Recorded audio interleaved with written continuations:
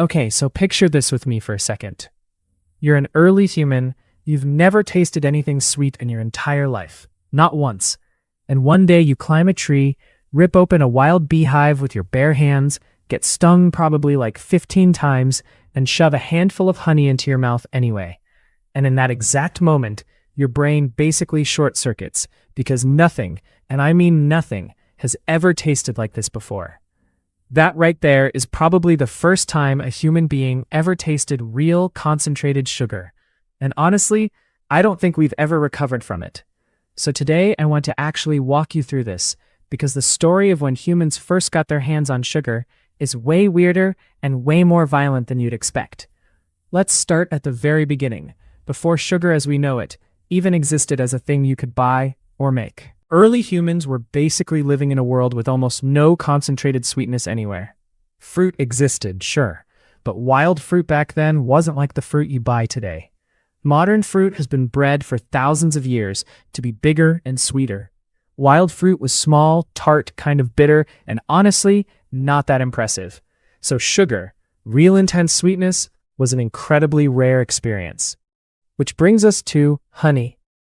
Honey is basically the OG sugar rush, and getting it was absolutely not easy. We're talking about climbing a tree or a cliff face, finding a wild beehive, and then fighting through an actual swarm of angry bees defending their home.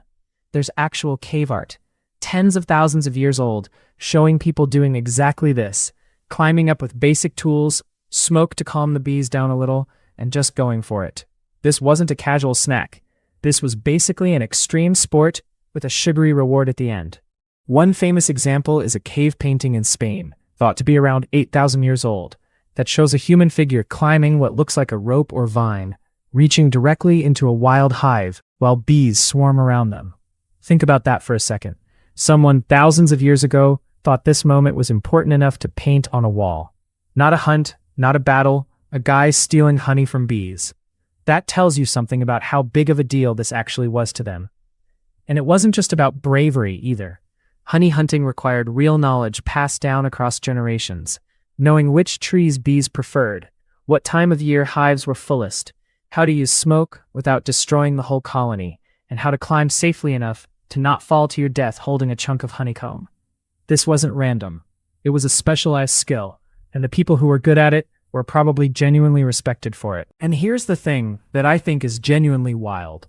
Once early humans got a taste of honey, their brains reacted to it in a way that was, evolutionarily speaking, extremely logical. Sugar means fast, easy calories. In a world where food was scarce, and you never knew when your next meal was coming, a brain that goes absolutely insane for sugar is a brain that's going to prioritize finding more of it. That instinct kept our ancestors alive. The problem is, that same instinct is still fully installed in your brain right now, except now sugar is sitting in a vending machine instead of guarded by a swarm of bees. There's actually a biological reason your brain reacts so strongly to sugar specifically, and it's not just a vague sugar is nice feeling. When sugar hits your tongue, it triggers a rush of dopamine, the same chemical involved in basically every other reward system in your brain. Modern research shows this reaction can be intense enough that some scientists compare the brain's response to sugar to its response to certain addictive substances. Obviously, it's not identical, but the point is, your brain didn't evolve to handle a world where that dopamine hit is available constantly, in a can, for less than $1.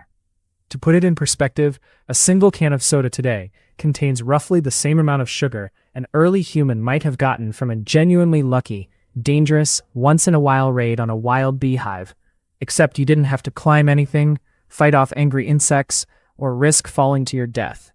You just had to open a fridge. Your brain has absolutely no framework for how to handle a reward that used to require serious risk, now showing up completely free of cost, over and over again, every single day. Some researchers believe honey hunting might actually be one of the oldest continuously practiced human traditions on Earth.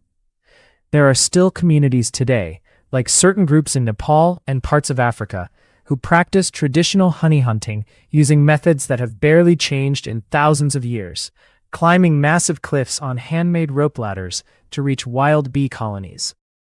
When you watch footage of this, you're basically watching a living fossil of what early humans were doing tens of thousands of years ago.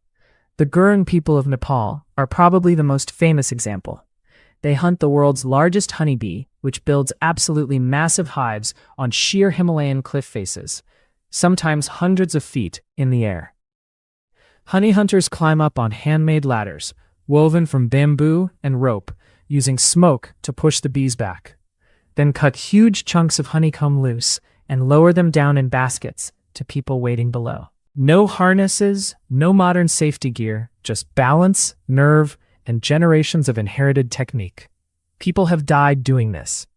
People still do it anyway, because the honey from these specific cliffs is considered incredibly valuable.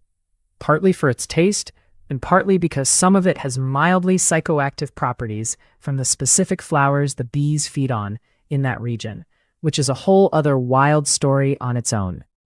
What's incredible is that this is essentially the exact same activity, same risks, same basic technique as whatever was happening in that cave painting in Spain 8,000 years ago.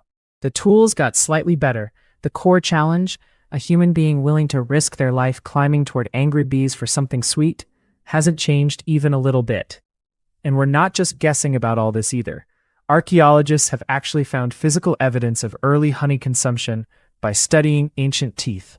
Certain patterns of tooth decay and wear in prehistoric skeletons line up with diets that included regular exposure to concentrated natural sugars, which is honestly a pretty funny way to prove your ancestors had a sweet tooth, literally looking at their actual teeth thousands of years later.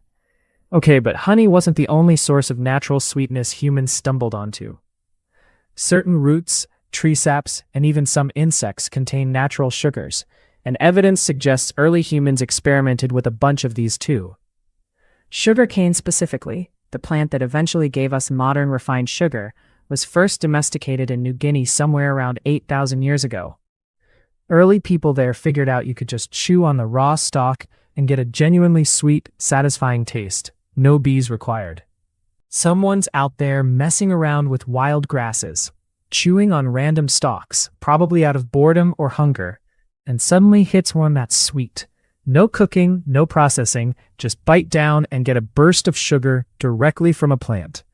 Compared to fighting off a swarm of bees on a cliff face, that probably felt like cheating. From there, sugarcane slowly spread across Asia over thousands of years, moving through Southeast Asia, into India, and eventually further west, carried along by traders, travelers, and migrating farming communities, each new region adding their own tweaks to how it was grown and used. But for a very, very long time, sugar remained something you chewed or sucked on directly from the plant, not something you could store, measure out, or sprinkle on anything. If you wanted something sweet, you needed access to a living plant, right there, right then. There was no jar of sugar sitting in a cupboard. The real game changer happened in ancient India, somewhere around 2,000 years ago, where people figured out how to actually process sugarcane juice into a solid, storable form, something closer to what we'd recognize as crystallized sugar today. They'd boil down the juice, let it crystallize, and end up with a hard, storable block of sweetness that didn't rot, didn't need refrigeration, and could survive a long journey. This was a massive leap. Suddenly, sugar wasn't just a seasonal treat you got from chewing a plant. It was something you could produce, store, and eventually trade. Early Sanskrit texts even have a word for it, sharkara, which literally is where the English word sugar eventually comes from, if you trace it far enough back through Arabic, Persian, and French. So next time you say the word sugar, you're technically speaking a word with roots going back thousands of years to ancient India. And once that happened, sugar started spreading along trade routes, slowly making its way toward the Middle East and eventually Europe. Arab traders and scholars played a huge role here, improving refining techniques and spreading sugarcane cultivation across new regions during the medieval period. But here's the important part. For most of human history after this point, sugar remained incredibly expensive and rare. We're talking about something so valuable it was locked away in special cabinets, used medicinally by doctors in tiny doses, and treated almost like a spice reserved for royalty and the extremely wealthy. In medieval Europe, sugar was genuinely comparable in price to some spices we'd now consider luxury items. and it often showed up on the tables of kings and nobles as a status symbol, not a daily ingredient. The average person for thousands of years basically never tasted refined sugar in their entire life.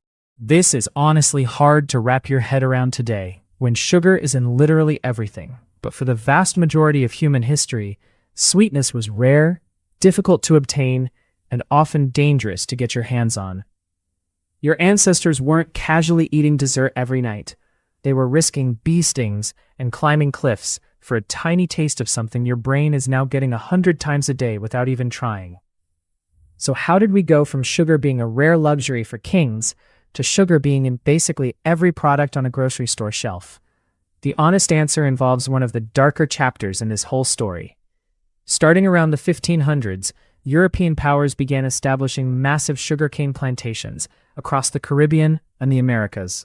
And this expansion was built on the forced labor of enslaved people, a brutal system that caused immense human suffering over centuries. This is a heavy piece of history, and it's a direct part of why sugar eventually became cheap and widely available, transforming from a rare treat into an everyday commodity.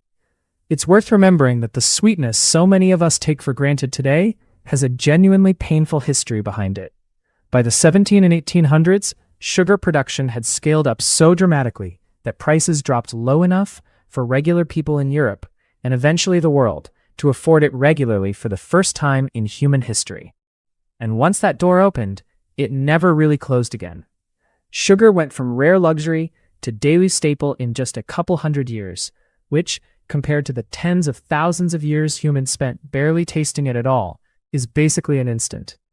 So when you think about why humans today are just wired to crave sugar so intensely, this is basically the answer. Our brains evolved in a world where sweetness was rare, valuable, and worth real physical risk to obtain. That craving made total sense for hundreds of thousands of years. It's only in the last couple hundred years, which is an absolutely tiny sliver of our entire evolutionary history, that sugar suddenly became cheap, available everywhere, and impossible to avoid, while our brains are still running the exact same ancient software that says, "This is rare, get as much as you can, right now." Think about the actual math here for a second.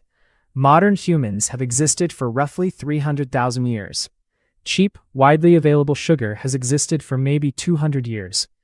That means for over 99% of human history, the amount of sugar sitting in a single can of soda simply did not exist anywhere on Earth in that concentration, ready to drink in 30 seconds. Your brain has had zero evolutionary time to adjust to that kind of abundance. It's still operating on instructions written for a world of wild beehives and rare, dangerous sweetness, which honestly explains a lot about why walking past a bakery feels like your ancestors are screaming at you from inside your own skull, and why saying no to a second slice of cake takes way more willpower than it probably should. You're not weak. You're just running 300,000-year-old software in a world that changed completely in the blink of an evolutionary eye. If you liked this, subscribe. I break down stuff like this every week.